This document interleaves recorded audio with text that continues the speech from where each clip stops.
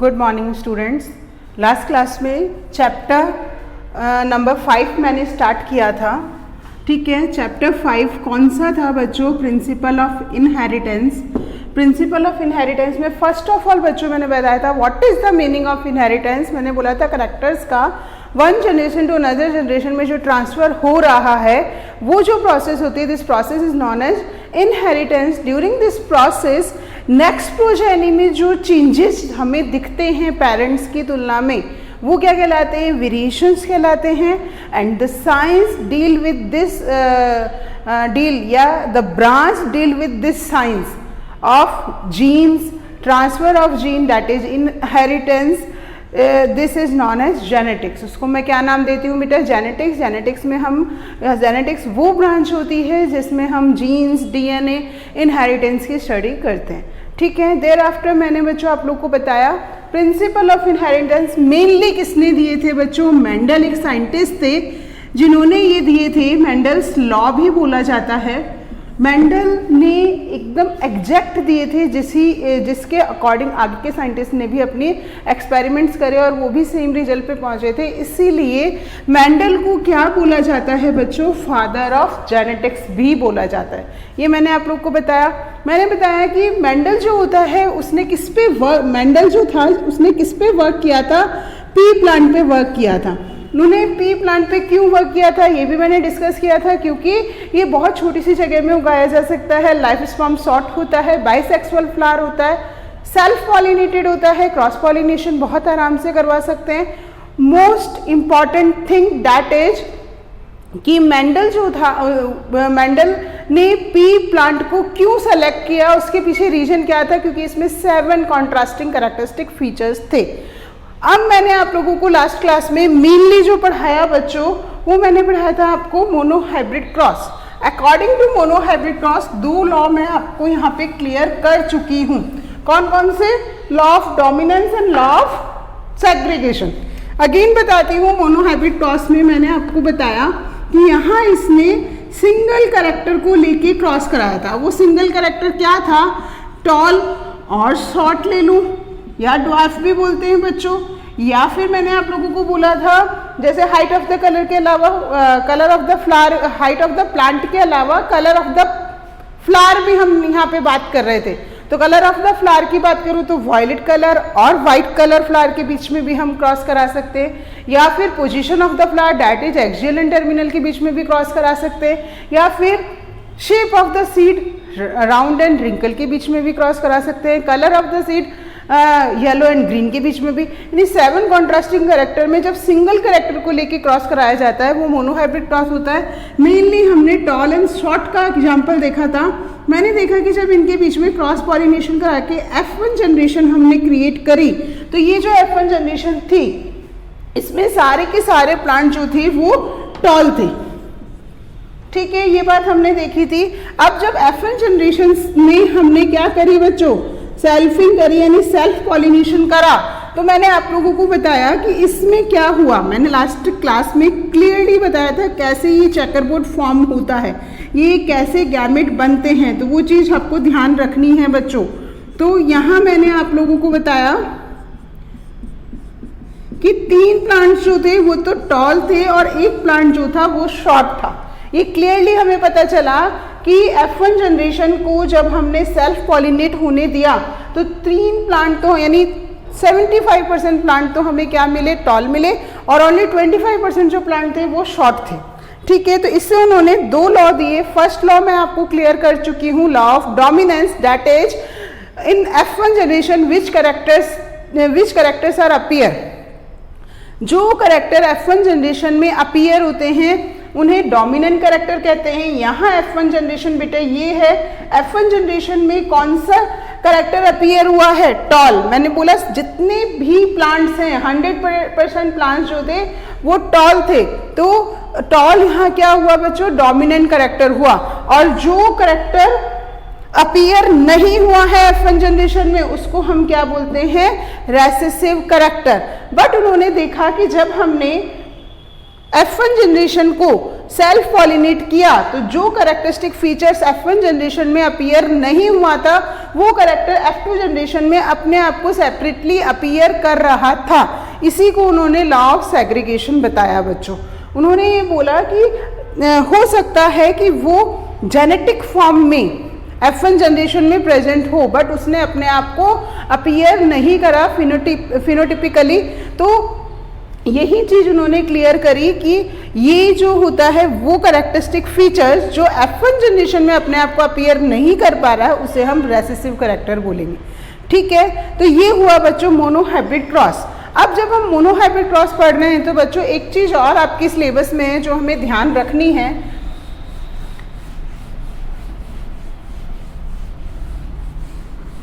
That is back cross and test cross. क्या होता है बच्चों बैक क्रॉस? आपको मैंने अभी बोला जब हमने टॉल एंड शॉर्ट के बीच में क्रॉस कराया तो F1 जनरेशन में बच्चों हमें क्या मिला था? F1 जनरेशन में हमें हेट्रोजाइगस कंडीशन मिली थी और वो हेट्रोजाइगस कंडीशन क्या थी बच्चों? ये थी हेट्रोजाइगस टॉल। इसको मैंने क्या बोला बच्चों? Heterozygous tall. अब इस हेट्रोजाइगस टॉल को हम जो उसके पेरेंट थे उससे क्रॉस करवाएंगे। पेरेंट कौन था बच्चों? Homozygous tall and homozygous short, ये दोनों पेरेंट थे, अलग अलग क्रॉस कराते हैं। फर्स्ट ऑफ ऑल मैं क्या करती हूँ, हेट्रोजाइगस यानी F1 जनरेशन का क्रॉस होमोजाइगस टॉल से कराऊंगी यानी डोमिनेंट कैरेक्टर से कराऊंगी। फिर मैं क्या करूंगी बच्चों? F1 जनरेशन का क्रॉस होमोजाइगस शॉर्ट यानी रेसेसिव कैरेक्टर से कराऊंगी और फिर हम देखते हैं कि क्या रिजल्ट आता है यहाँ पे। तो मैं बताती हूँ बच्चों, फर्स्ट ऑफ ऑल मैं बात कर रही हूँ, मैं इस तरफ ले रही हूँ। फर्स्ट ऑफ ऑल मैं बात करती हूँ जब मैंने हेट्रोजाइगस टॉल का क्रॉस होमोजाइगस टॉल यानी डोमिनेंट कैरेक्टर से कराया तो क्या हुआ बच्चों? देखना यहाँ पे,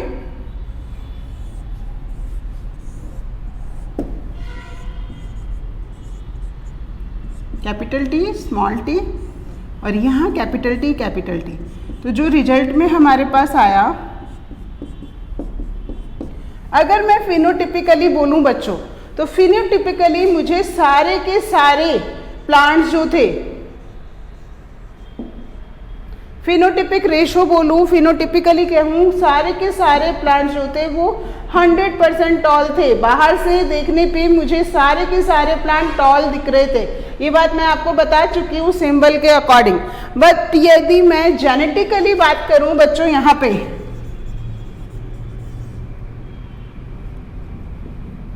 जेनेटिकली, ठीक है, तो क्या है 50% प्लांट जो थे वो होमोजाइगस टॉल थे, 50% प्लांट होमोजाइगस टॉल थे और 50% प्लांट जो थे वो हेट्रोजाइगस टॉल थे।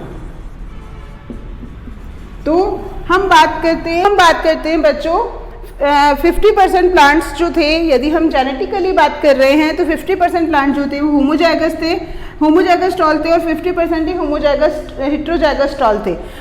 50-50% की बात हो रही है बच्चों, बट किस कंडीशन में हो रही है? वो जेनेटिकली 50-50% थे। पर हम जब फिनोटिपिकली यानी बाहर का फिजिकल अपीयरेंस देख रहे थे तो सारे के सारे प्लांट हमें कैसे दिखे बच्चों? टॉल दिखे। ठीक है, अब एक और देखती हूँ। सेकंड मैंने बोला आपको कि F1 जनरेशन का क्रॉस मैं किसके साथ करा रही हूँ? स्मॉल टी और स्मॉल टी के साथ। तो उस कंडीशन में बच्चों क्या हुआ?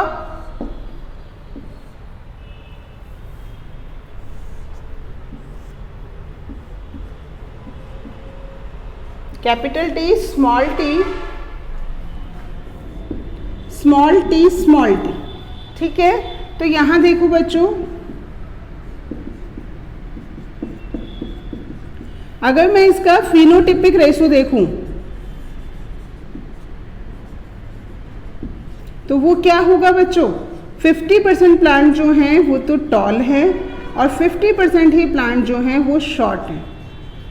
बात समझ में आ रही है? 50% प्लांट टॉल है, 50% प्लांट शॉर्ट है। और यदि मैं जेनेटिकली देखूं, जेनेटिक रेशो देखूं तो जेनेटिक रेशो भी बच्चों इसका बिल्कुल सेम टू सेम आ रहा है। 50% प्लांट चाहे हेट्रोजाइगस टॉल हो, ठीक है, कोई दिक्कत नहीं है, और 50% प्लांट ही आपकी क्या है? शॉर्ट है। ठीक है। तो जब हमने दोनों पेरेंट के साथ क्रॉस कराया, जब F1 जनरेशन का दोनों पेरेंट के साथ, पहली कंडीशन में मैंने यहाँ आपको बताया, तो इस कंडीशन में अगर मैं केवल बाहर से देख रही हूँ तो सारे प्लांट मुझे टॉल दिखेंगे, मुझे किसी तरह का इसमें डिफरेंस दिखाई नहीं देगा। बट जब मैं इस क्रॉस की बात करती हूँ कि F1 जनरेशन का रेसेसिव कैरेक्टर के साथ क्रॉस कराया जाता है, रेसेसिव पेरेंट के साथ क्रॉस करवा रहे हैं, तो हमें बाहर से देखने पर 50% टॉल और 50% शॉर्ट दिख रहे हैं। और जेनेटिकली भी बात करें तो सेम कंडीशन अपीयर हो रही है। तो इसीलिए ये जो सिंगल क्रॉस होता है F1, ये F1 जनरेशन विद आपका रेसेसिव कैरेक्टर का क्रॉस, तो इस क्रॉस को नाम देते हैं बच्चों टेस्ट क्रॉस। क्या नाम दे रहे हैं हम इस क्रॉस को? टेस्ट क्रॉस नाम देते हैं। बात समझ में आई? अभी आप कहोगे मैम आपने तो बैक क्रॉस बताया, तो ये अब टेस्ट क्रॉस कहाँ से आ गया? देखो बच्चों, जब हमने दोनों पेरेंट्स के साथ सेपरेट क्रॉस कराया F1 जनरेशन का, तो उस कंडीशन को मैं बैक क्रॉस बोलूंगी। उस कंडीशन को मैं क्या बोल रही हूँ बच्चों? बैक क्रॉस बोल रही हूँ कि मैंने F1 जनरेशन को होमोजाइगस टॉल और होमोजाइगस शॉर्ट के साथ सेपरेटली क्या करा बच्चों? क्रॉस कराया। जब मैंने होमोजाइगस टॉल के साथ करवाया या डोमिनेंट कैरेक्टर से करवाया तो सारे के सारे प्लांट मुझे टॉल मिले। बट जब मैंने रेसेसिव कैरेक्टर के साथ क्रॉस कराया तो मुझे 50-50% मिले, जिसको मैं आराम से टेस्टिंग में यूज कर सकती हूँ कि है ना, इसमें क्या है, F1 जनरेशन में ओनली डोमिनेंट कैरेक्टर अपीयर होते हैं, रेसेसिव कैरेक्टर जो है अपने आप को अपीयर नहीं कर रहे हैं। ठीक है, और यहाँ पे मुझे क्लियरली पता चल रहे हैं डोमिनेंट और रेसेसिव का 50-50% है। तो इसीलिए बैक क्रॉस तो इन दोनों के क्रॉस को ही बोलते हैं। बट बैक क्रॉस में से जब हमने F1 जनरेशन का क्रॉस रेसेसिव कैरेक्टर से कराया है तो उसको मैं क्या नाम देती हूँ बच्चों? उसको मैं टेस्ट क्रॉस बोलती हूँ। ये चीज़ ध्यान रखना, आपसे बहुत बार ये क्वेश्चन पूछा गया है, what is the meaning of test cross?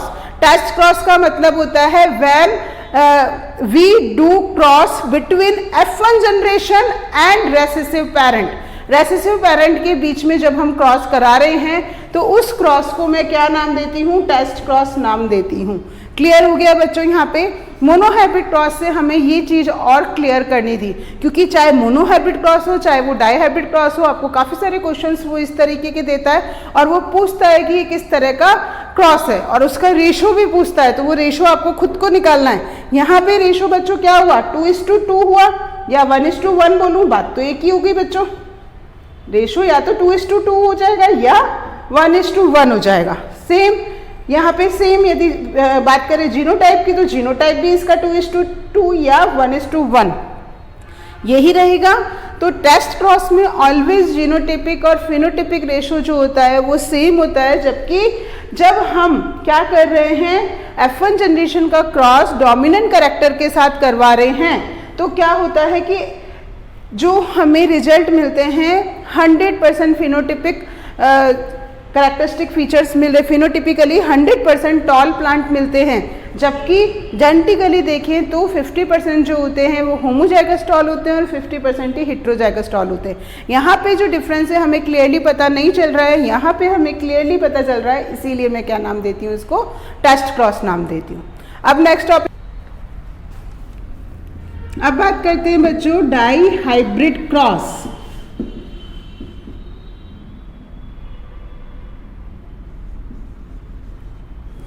Dihybrid cross क्या होता है बच्चों? डाई हाइब्रिड क्रॉस मैंने आप लोग को पहले भी बोला, जब दो कैरेक्टर को लेके क्रॉस कराते हैं तो उसे डाई हाइब्रिड क्रॉस कहते हैं। यहाँ इसका एग्जांपल हम लेते हैं राउंड एंड येलो।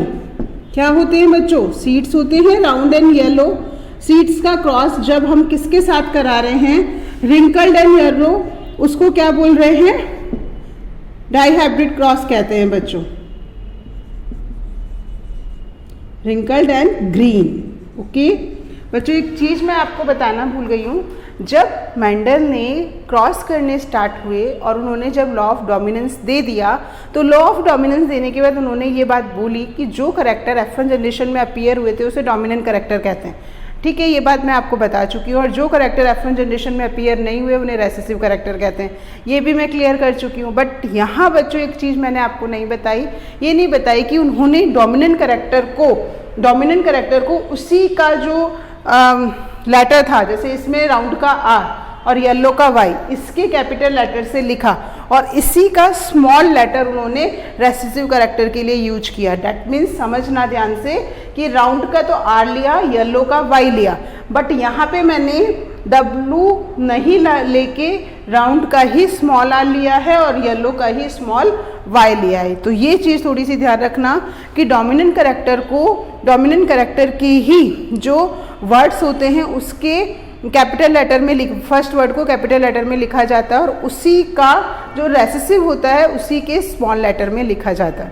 ठीक है, तो जब इन दोनों के बीच में अगेन मैंने क्रॉस पॉलिनेशन कराया तो F1 जनरेशन में मुझे सारे के सारे प्लांट कौन से दिखे, राउंड एंड येलो। सारे के सारे प्लांट राउंड एंड येलो ही थे, यानी डोमिनेंट थे। अब हमने क्या किया बच्चों, इसके बाद अगेन सेल्फ पॉलिनेशन किया या सेल्फिंग की। तो सेल्फ पॉलिनेशन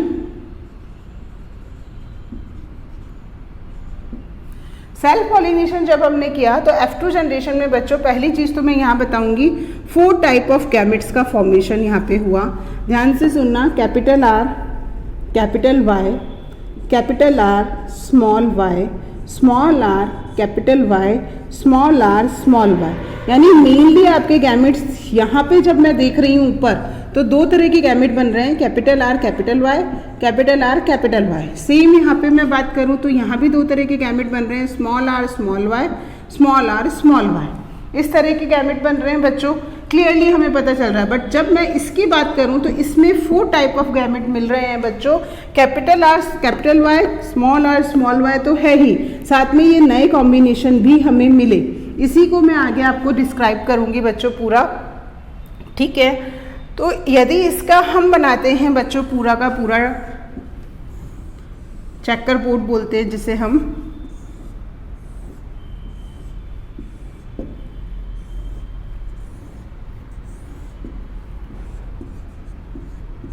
अब मैं यहाँ लिखूँ 4 type of gametes, capital R, capital Y, capital R, small y, small r, capital Y, small r, small y। ठीक है, सेम यही चीज़ मैं यहाँ मेंशन कर रही हूँ बच्चों। अब जब हमने इसे लिखा है इसको कंप्लीट करते जाओ। इन दोनों को हम साथ साथ यहाँ लिखेंगे, capital R, capital R, capital Y, capital Y, capital R, capital R, capital Y, small y, capital R, small r, capital Y, capital Y, capital R, small r, capital Y, small y। Again बात करती हूँ, capital R, capital R, capital Y, small y, capital R, capital R, small y, small y, capital R, small r, यहाँ capital Y है बच्चों और small y है साथ में। ये चीज़ ध्यान रखना, ये इन दोनों को ले रही हूँ मैं, capital R, small r, small y, small y। अब मैं इसको और इसको ले रही हूँ बच्चों, capital R, small r, capital Y, capital Y। इसको और इसको जब लूँगी तो capital R, small r, capital Y, small y। ये और ये लूँगी तो small r, capital Y, capital Y। Again वही चीज़ है, स्मॉल r, कैपिटल Y और स्मॉल y। फिर बात करते हैं बच्चों इसकी और इसकी, capital R, small r, capital Y, small y। फिर इन दोनों की बात करते हैं, capital R, small y, small y। फिर ये और ये again small r, capital Y, small y। और लास्ट में बच गया small r, small y, small y। ठीक है बच्चों, तो ये कॉम्बिनेशन अभी मैंने आप लोगों के सामने बनाया। ठीक है, पूरा मैंने आप लोग के सामने बनाया। ये मैं लेक्चर, ये वीडियो मैं यही ख़त्म करना चाहूँगी क्योंकि मैं चाह रही हूँ बच्चों कि इसमें आपको मुझे बताना है राउंड एंड येलो कितने हैं और वो आप कैसे बनाएंगे वो मैं समझा के छोड़ रही हूँ बच्चों। कैसे, मैं बताती हूँ आपको बात। जिस भी जगह आप देखो कैपिटल R और कैपिटल Y, उसको आप क्या नाम दोगे, राउंड।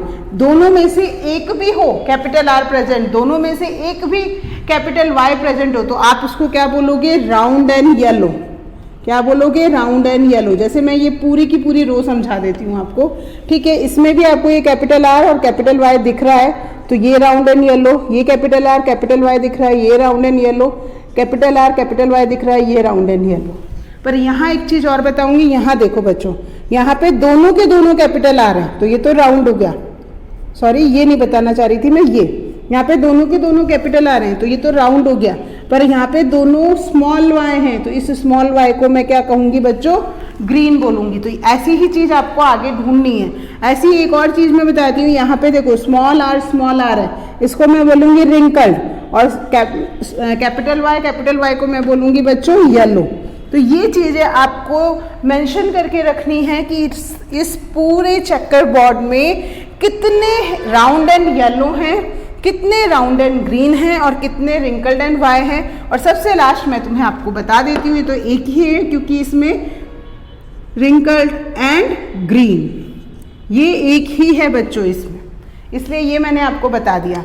अगेन समझा रही हूँ बच्चों, दोनों में से एक भी आर कैपिटल है या एक भी वाई कैपिटल है तो उसको राउंड एंड येलो ही बोलेंगे। जब दोनों वाई हैं तो वो ग्रीन ही होगा, जब दोनों आर हैं तो वो रिंकल्ड ही होगा। तो इस चीज़ को आपको पूरा, मुझे यहाँ पे इस चीज़ को मैं बोलूँगी फिनोटिपिक रेशो। तो नेक्स्ट वीडियो में मैं आपको इसको पूरा एक्सप्लेन करूँगी। अभी मैं यहीं पे ब्रेक दे रही हूँ। आप जो बच्चे रेगुलर वीडियो देख रहे हैं तो वो इस चीज़ को करना चाहेंगे, खुद सॉल्व करके देखना कि जब हमने इस पूरे को सॉल्व किया तो इसमें कितने राउंड एंड येलो हैं, कितने राउंड एंड ग्रीन हैं, कितने रिंकल्ड एंड ग्रीन हैं, और कितने बच्चों, एक मैं आपको एग्जाम्पल बता चुकी हूँ, रिंकल्ड एंड ग्रीन का तो मैंने बोल ही दिया, कितने रिंकल्ड एंड येलो हैं। रिंकल्ड एंड ग्रीन ऑलवेज 1 होगा, ये ध्यान रखना। बट मैंने आपको 3 ऑप्शन दिए हैं, round and yellow, round and green, wrinkled and yellow. ये कितने हैं इस पूरे चेकर बोर्ड में आपको बनाना है, ठीक है। नेक्स्ट लेक्चर में इस पूरे चेकर बोर्ड को अगेन मैं आपको एक्सप्लेन करूंगी।